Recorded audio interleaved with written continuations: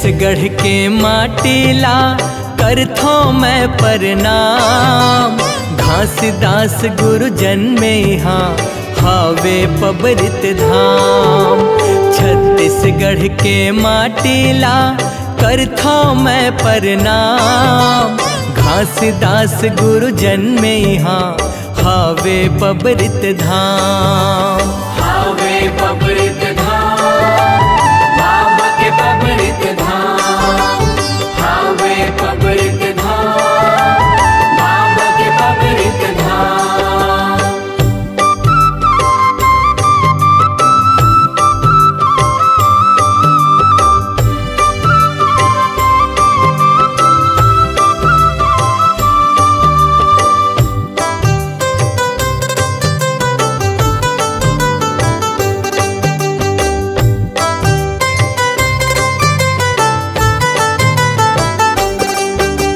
घासीदास गुरु के महिमा सुनहु ध्यान लगाए।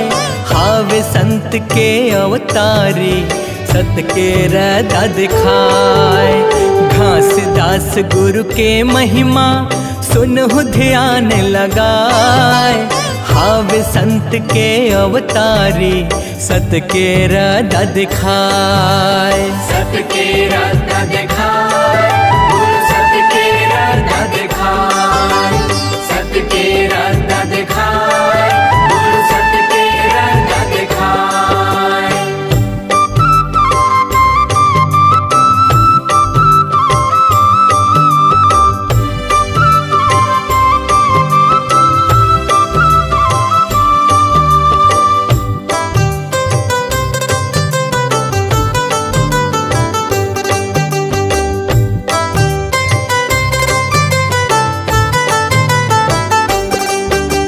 रायपुर जिला गिरौदपुरी गाँव के हावे कहानी।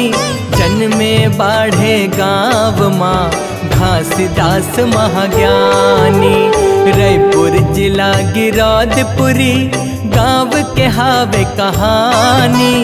जन्मे बाढ़े गाँव माँ घासीदास महाज्ञानी। घासीदास महाज्ञानी, गुरु घासीदास महाज्ञानी। घासीदास महाज्ञानी, गुरु घासीदास महाज्ञानी।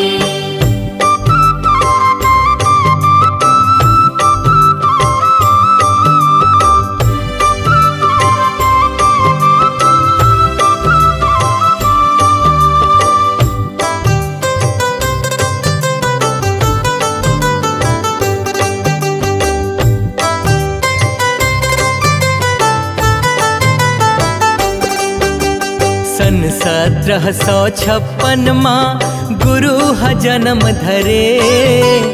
अमरावतीन माता हरे महंगू पिता हरे।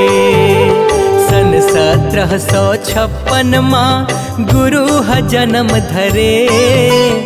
अमरावतीन माता हरे महंगू पिता हरे। महंगो पिता हरे, अमरावतीन माता हरे। महंगो पिता हरे, अमरावतीन माता हरे।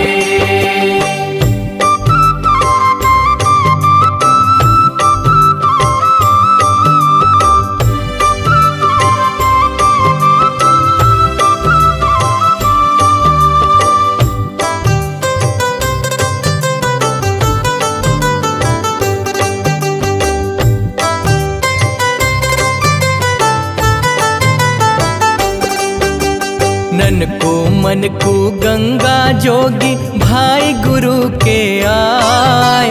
सिरपुर गुरु के ससुरारे सफुरा संग बिहाय। नन को मन को गंगा जोगी भाई गुरु के आए। सिरपुर गुरु के ससुरारे सफुरा संग बिहाय। सफुरा संग बिहाय, माता सफुरा संग बिहाय। सफुरा संग बिहाय, माता सफुरा संग बिहाय।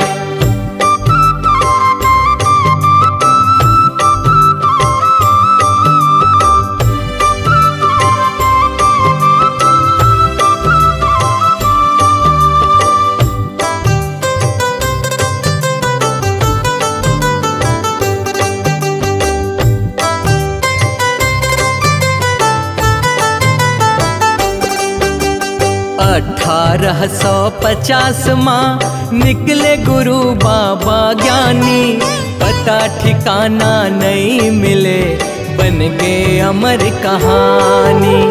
1850 माँ निकले गुरु बाबा ज्ञानी, पता ठिकाना नहीं मिले, बन गए अमर कहानी। बन गए अमर कहानी गुरु के, बन गए अमर कहानी, बन गए अमर कहानी गुरु के, बन गए अमर कहानी।